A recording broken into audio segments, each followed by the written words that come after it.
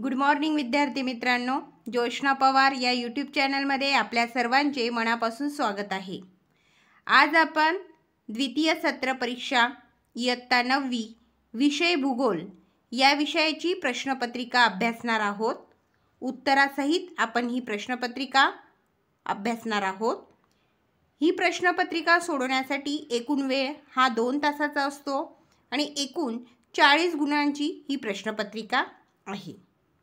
अजूनपर्यंत तुम्ही चॅनलला सबस्क्राइब केलं नसेल तर चॅनलला सबस्क्राइब करा, जेणेकरून यापुढे मी जे शैक्षणिक व्हिडिओ टाकेल त्याची नोटिफिकेशन अगोदर तुमच्यापर्यंत पोहोचेल। चला आता आपण प्रश्नपत्रिका अभ्यासू।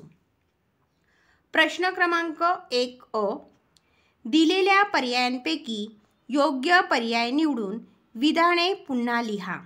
एकूण 4 गुणांसाठी हा प्रश्न आहे।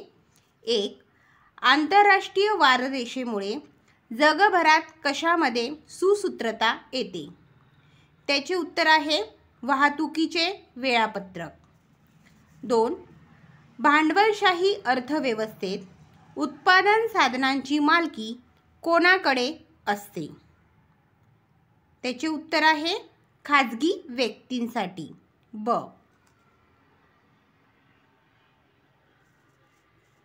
तिसरा प्रश्न पहा, देशातील मध्यवर्ती ठिकाण असल्याने डॅश डॅश शहराचा विकास झाला। त्याचे उत्तर आहे ब हा पर्याय आहे नागपूर। देशातील मध्यवर्ती ठिकाण असल्याने नागपूर शहराचा विकास झाला। चौथा प्रश्न, नाशवंत वस्तूंच्या वाहतुकीसाठी डॅश डॅश उपयुक्त असतात। बरोबर पर्याय आहे अ हवाई मार्ग। नाशवंत वस्तूंच्या वाहतुकीसाठी हवाई मार्ग उपयुक्त असतात। अशा प्रकारे तुम्ही उत्तर लिहिले तर तुम्हाला 4 पैकी 4 गुण हे मिळतील। प्रश्न क्रमांक 2 योग्य जोड्या जुळवा। हा प्रश्न देखील 4 गुणांसाठी आहे। अ स्तंभ आणि ब स्तंभ देण्यात आलेला आहे। 1 तंत्रज्ञानाचा विकास व यांत्रिकीकरण। त्याची जोडी आहे ड नागरीकरण। 2 मूळ निवास सोडून दुसरीकडे राहणे। जोडी आहे क स्थलांतर। 3 75% पुरुष बिगर शेती व्यवसायात राहणे। त्याची योग्य जोडी आहे अ नागरी प्रदेश। आणि चौथी जोडी आहे कचऱ्याची समस्या आणि त्याचा योग्य पर्याय आहे ब नियोजनाचा अभाव। प्रश्न तिसरा, एका वाक्यात उत्तरे लिहा। 1 एका वाक्यात उत्तरे लिहा हा प्रश्न देखील 4 गुणांसाठी आहे। 4 प्रश्न देण्यात आलेले आहेत। प्रश्न क्रमांक 1 अर्थशास्त्र ही संज्ञा कोणत्या ग्रीक शब्दापासून बनली आहे? त्याचे उत्तर आहे अर्थशास्त्र ही संज्ञा ओइकोनोमिया या ग्रीक शब्दापासून बनली आहे। दुसरा प्रश्न, व्यापार ही महत्त्वाची आर्थिक क्रिया का समजली जाते? उत्तर समाजातील लोकांचे आर्थिक जीवन एकमेकांवर अवलंबून असते, म्हणून व्यापार ही महत्त्वाची आर्थिक क्रिया समजली जाते। तिसरा प्रश्न, एखादा प्रदेश वाहतुकीच्या मार्गांपासून कोणत्या कारणांमुळे वंचित राहतो? उत्तर प्रदेशातील पर्वत, डोंगर, दऱ्या, नद्या व जलाशय, चढ उताराची भूरचना, प्रदेशाची दुर्गमता इत्यादी कारणांमुळे वंचित राहतो। चौथा प्रश्न, देशाच्या सीमा ओलांडून केलेले पर्यटन म्हणजे कोणते पर्यटन होय? उत्तर आहे देशाच्या सीमा ओलांडून केलेले पर्यटन म्हणजे परदेशी पर्यटन होय। प्रश्न क्रमांक 4 बघा, अ दिलेल्या भारताच्या नकाशा आरेखड्यात पुढील पर्यटन स्थळे दाखवा। 6 पर्यटन स्थळे दिलेली आहेत. कोणतीही 4 पर्यटन स्थळे तुम्हाला दाखवायची आहेत 4 गुणांसाठी. आता पुढे जो मी भारताचा नकाशा दाखवणार आहे त्याच्यामध्ये ती पर्यटन स्थळे दाखवलेली आहेत.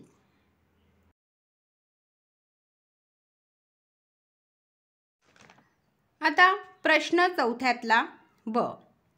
पुढील नकाशाचे वाचन करून पुढील प्रश्नांची उत्तरे लिहा. कोणतेही 4. त्या ठिकाणी 4 गुणांसाठी हा प्रश्न विचारण्यात आलेला आहे. या ठिकाणी भारताचा नकाशा दाखवलेला आहे.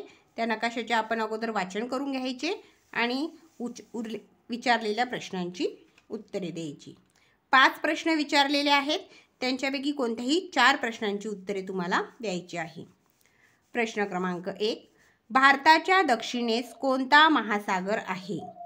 उत्तर बंगालचा उपसागर. प्रश्न क्रमांक 2. भारताच्या अति दक्षिणेकडील टोक कोणते? उत्तर कन्याकुमारी. 3. सिक्कीम राज्याशेजारी कोणते देश आहेत? सिक्कीम राज्याशेजारी नेपाळ, चीन आणि भूतान हे देश आहेत. 4था प्रश्न. महाराष्ट्राच्या पश्चिमेस कोणता समुद्र आहे? उत्तर महाराष्ट्राच्या पश्चिमेस अरबी समुद्र आहे.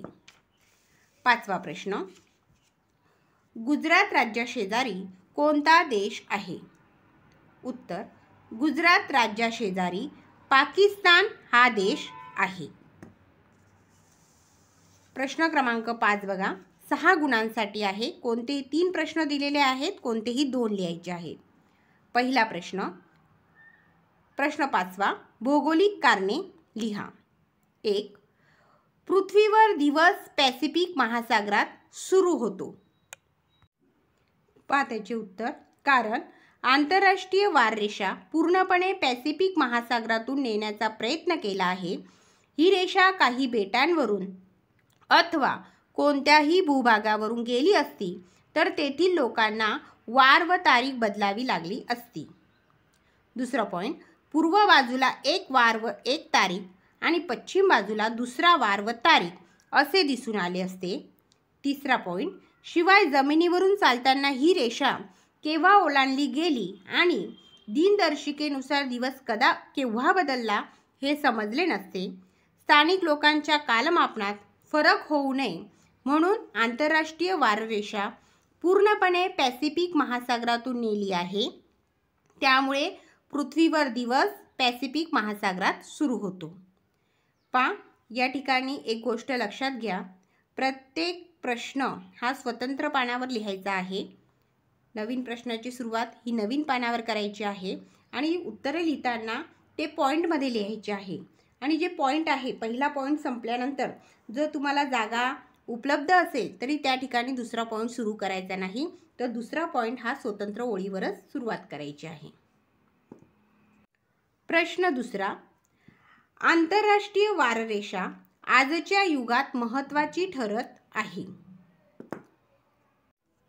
कारण आंतरराष्ट्रीय वाररेषा आजच्या युगात महत्त्वाची ठरत आहे कारण आंतरराष्ट्रीय विमानसेवा, दळणवळण सेवा, आर्थिक व व्यापारी व्यवहार यामध्ये सुसूत्रता यावी म्हणून आंतरराष्ट्रीय वाररेषा उपयोगी पडते. आंतरराष्ट्रीय वाररेषा ही वेळ व वाऱ्याच्या समायोजनेच्या गरजेतून निर्माण झाली आहे. तिसरा पॉईंट. आजच्या आधुनिक आणि वेगाने घडणाऱ्या जागतिक घडामोडींच्या संदर्भात देखील आंतरराष्ट्रीय वाररेषा महत्त्वाची ठरत आहे. चौथा पॉईंट पहा. जागतिक दळणवळण विशेषतः हवाई मार्गांच्या संदर्भात आंतरराष्ट्रीय वाररेषेमुळे वेळ व दिवसाचे गणित अचूक ठेवता येते. आणि 5वा पॉईंट आहे. आंतरराष्ट्रीय वाररेषेमुळे वाहतुकीचे वेळापत्रक संपूर्ण जगभर योग्य पद्धतीने सांभाळले जाते म्हणून आंतरराष्ट्रीय वाररेषा आजच्या युगात महत्त्वाची ठरत आहे. तिसरा प्रश्न.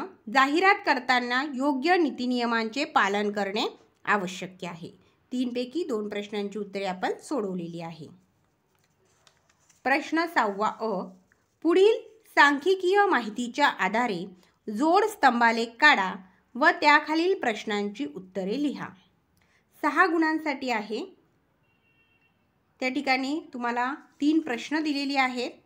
त्या प्रश्नांची उत्तरे लिहायची आहेत आणि जोड स्तंभालेख काढायचा आहे. त्या माहितीच्या आधारे देशांची नावं दिलेली आहेत. चीन, भारत, ब्राझील, संयुक्त संस्थाने. निर्यात मूल्य दिलेले आहे त्यांचे आणि आयात मूल्य दिलेले आहे. अगोदर आपण जोड स्तंभालेख कसा काढायचा ते बघू. पहा, अशा पद्धतीचा जोड स्तंभालेख तुम्हाला काढायचा आहे.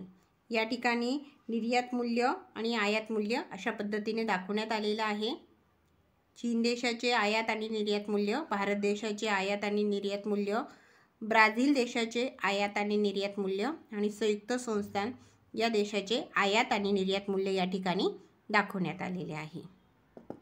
अशा पद्धतीने जोड स्तंभालेख काढला तर तुम्हाला पैकीच्या पैकी मार्क मिळतील. आता या माहितीवर आधारित काही प्रश्न. पहिला प्रश्न, भारताचे निर्यात मूल्य किती आहे? बघा, भारताचे निर्यात मूल्य 272 आहे. दुसरा प्रश्न, सर्वात जास्त आयात मूल्य कोणत्या देशाचे आहे? त्याचे उत्तर आहे संयुक्त संस्थान. तुम्ही या ठिकाणी माहितीचं निरीक्षण केलेलं असेल तर संयुक्त संस्थान या देशाचे आयात मूल्य हे जास्त आहे. तिसरा प्रश्न, सर्वात कमी निर्यात मूल्य कोणत्या देशाचे आहे? आता निर्यात मूल्य या माहितीमध्ये बघा, सर्वात कमी निर्यात मूल्य 190 ब्राझील या देशाचे आहे. पुढचा प्रश्न, 7वा प्रश्न, 8 गुणांसाठी आहे. 3 प्रश्न दिलेले आहेत, पण 3 पैकी आपल्याला 2 लिहायचे आहेत. 4-4 मार्कांना आहेत हे प्रश्न. 1, ब्रह्मध्वनीचा उपयोग करून कोणकोणत्या प्रकारे संदेशवहन करता येते? उत्तर, ब्रह्मध्वनीचा वापर आज जवळपास 99% लोक करतात. याद्वारे संदेशवहन करणे सोपे झाले आहे. ब्रह्मध्वनीचा वापर करून प्रत्यक्षपणे संभाषण साधून शाब्दिक व तोंडी स्वरूपाचे संदेशवहन करता येते. मेसेजच्या साहाय्याने शाब्दिक व लिखित स्वरूपाचे संदेशवहन करता येते. आणि तिसरा पॉईंट आहे, मोबाईलमधील विविध ॲपच्या साहाय्याने जसे व्हॉट्सॲप, फेसबुक, चॅट, कॉलद्वारे शाब्दिक व अशाब्दिक स्वरूपाचे संदेशवहन करता येते. दुसरा प्रश्न, आपल्या जिल्ह्यात कोणकोणती पर्यटन स्थळे विकसित करता येतील ते सकारण सांगा. त्याचे उत्तर, नागपूर जिल्ह्यात अनेक पर्यटन स्थळे आहेत, परंतु ती दुर्लक्षित असल्यामुळे ती नष्ट होण्याच्या मार्गावर आहे. त्यांचा विकास झाल्यास जिल्ह्याच्या पर्यटन स्थळात भर पडेल. उदाहरणार्थ, नागपूरचा गोंडराजाचा किल्ला, आंबोरा तीर्थक्षेत्र, छोटा ताजबाग, गणेश टेकडी मंदिर इत्यादी. आणि त्यानंतर तिसरा प्रश्न आहे, आंतरराष्ट्रीय वाररेषा पृथ्वीवरील कोणत्याही भूभागावरून का गेली नाही? आंतरराष्ट्रीय वाररेषा 180 अंश रेखावृत्ताप्रमाणे सरळ गेली असती तर ही रेषा काही बेटांवरून अथवा कोणत्याही भूभागावरून गेली असती. त्यामुळे तेथील लोकांना वार व तारीख बदलावी लागली असती. पूर्व बाजूला एक वार व तारीख आणि पश्चिम बाजूला दुसरा वार व तारीख असे दिसून आले असते. शिवाय जमिनीवरून चालताना ही रेषा केव्हा ओलांडली गेली आणि दिनदर्शिकेनुसार दिवस केव्हा बदलला हे समजले नसते. त्यामुळे आंतरराष्ट्रीय वाररेषा 180 अंश रेखावृत्ताप्रमाणे सरळ नाही. म्हणून आंतरराष्ट्रीय वाररेषा पृथ्वीवरील कोणत्याही भूभागावरून गेली नाही. अशा प्रकारे आपण इयत्ता 9वीची भूगोल या विषयाची प्रश्नपत्रिका अभ्यासली. व्हिडिओ तुम्हाला आवडला असेल तर व्हिडिओला लाईक करा आणि चॅनलला सबस्क्राईब करा.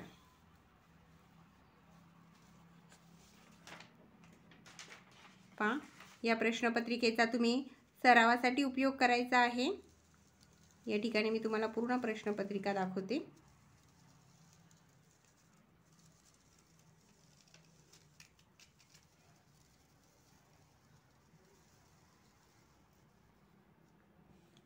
Thank you.